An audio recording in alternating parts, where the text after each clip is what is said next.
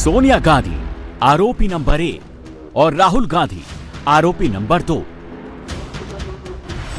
2000 करोड़ के national Herald घोटाला case में नेहरू गांधी खानदान के दो सबसे पावरफुल नेता बुरे फंसने वाले हैं। हथकड़ी दूर से ही दिखने लगी है। यह हथकड़ी किसी भी दिन हाथों में लग सकती है। क्या कांग्रेस की टॉप लीडरशिप जेल भी जा सकती है? जवाब है हां, ऐसी संभावना बन रही है। संसद का शीतकालीन सत्र शुरू होने से केवल एक दिन पहले कांग्रेस पर बिजली गिरी। बिहार चुनाव हारने के बाद कांग्रेस ने संसद में वोट चोरी का मुद्दा उठाने का मंसूबा बनाया था, लेकिन अब पार्टी के सामने अपने लीडर्स को बचाने का चैलेंज है। सोनिया गांधी और राहुल गांधी के सामने जेल जाने का खतरा खड़ा हो गया है। नौबत कभी भी गिरफ्तारी तक पहुंच सकती है, क्योंकि चार्ज बहुत गंभीर है, धाराएं बहुत कड़ी लगाई गई हैं। सोनिया गांधी के खिलाफ आईपीसी की दफा 120 बी के साथ दफा 420। 120 बी का मतलब है आपराधिक साजिश और दफा 420 का मतलब है बेईमानी और धोखाधड़ी। इसके साथ ही आईपीसी की दफा 403 और आईपीसी की दफा 406। आईपीसी 403 का मतलब बेईमानी से गबन और आईपीसी 406 का मतलब आपराधिक विश्वासघात।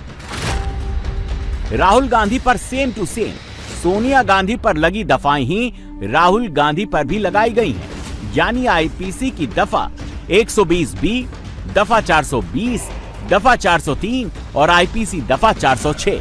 मतलब आपराधिक साजिश, धोखाधड़ी, बेईमानी से गबन और आपराधिक विश्वासघात।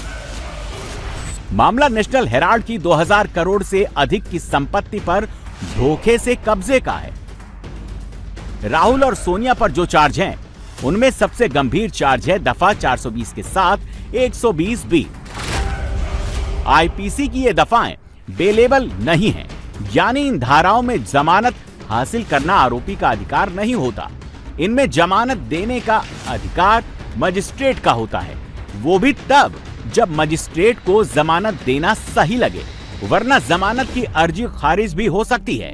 वैसी सूरत में सोनिया और राहुल को जेल जाना पड़ सकता है।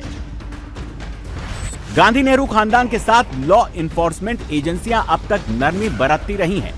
अब तक ईडी, सीबीआई उन्हें बुलाती थी, पूछताछ करती थी, फिर छोड़ देती थी। अब पहली बार लग रहा है कि कांग्रेस की टॉप लीडरशिप गंभीर मुश्किलों में घिरने वाली है। नेशनल हेराल्ड केस में राहुल और सोनिया से ईडी पूछताछ कर चुकी है।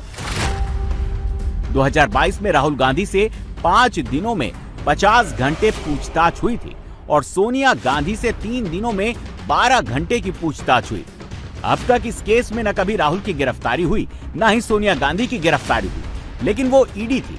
अब क्राइम सीन में दिल्ली पुलिस की एंट्री हुई है। दिल्ली पुलिस की इकोनॉमिक ऑफेंस विंग यानी ईओडब्ल्यू ने ईडी की शिकायत पर 3 अक्टूबर को नेशनल हेराल्ड केस में नई एफआईआर दर्ज की है। इस एफआईआर की कॉपी अब सामने आई है। दिल्ली पुलिस की एफआईआर में कहा गया कि नेशनल हेराल्ड से जुड़ी कंपनी एसोसिएटेड जर्नल्स लिमिटेड यानी एजेएल को धोखाधड़ी से अपने कब्जे में लेने के लिए आपराधिक साजिश रची गई। एफआईआर में कुल 5 व्यक्तियों के नाम है, 3 कंपनियों के नाम है और एक अज्ञात को भी आरोपी बनाया गया है। सोनिया गांधी आरोपी नंबर 1, राहुल गांधी आरोपी नंबर 2, सुमन दुबे आरोपी नंबर 3, सैम पित्रोदा आरोपी नंबर 4, यंग इंडियन लिमिटेड आरोपी नंबर 5, डिटॉक्स मार्केटाइज लिमिटेड आरोपी नंबर 6, सुनील भंडारी आरोपी नंबर 7 और एसोसिएटेड जर्नल लिमिटेड आरोपी नंबर 8। ईडी ने अपनी जांच में प्रोसीड ऑफ क्राइम के तौर पर 988 करोड़ रुपए दर्ज किए हैं। यही रकम दिल्ली पुलिस की एफआईआर में लिखी गई है।